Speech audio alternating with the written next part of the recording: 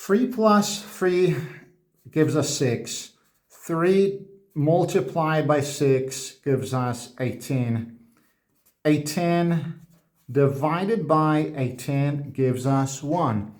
Unfortunately, this is the wrong answer because you fell for a very big trap, hook, line, and sinker, and that's the order of operations.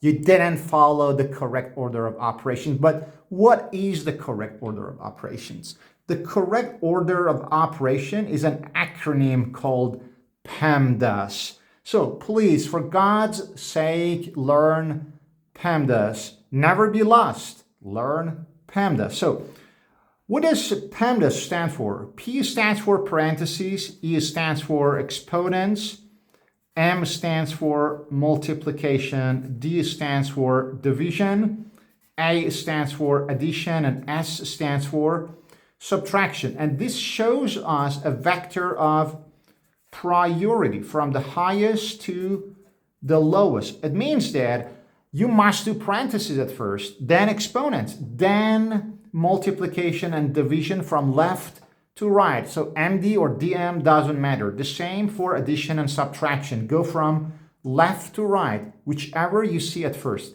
So with this in mind, let's revisit our problem. Do we have a parenthesis in our original problem? Yes, we do. So let's do the parentheses at first. 18 divided by 3. What is inside the parentheses? It's 3 plus 3, which gives us 6.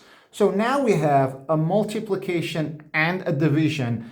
Our original mistake was to do this multiplication at first. So we did 3 times 6 at first, and then we ended up with a wrong answer. But according to PEMDAS, which is an internationally accepted convention or rule, we must go from left to right. So division here at first. 18 divided by 3 gives us 6.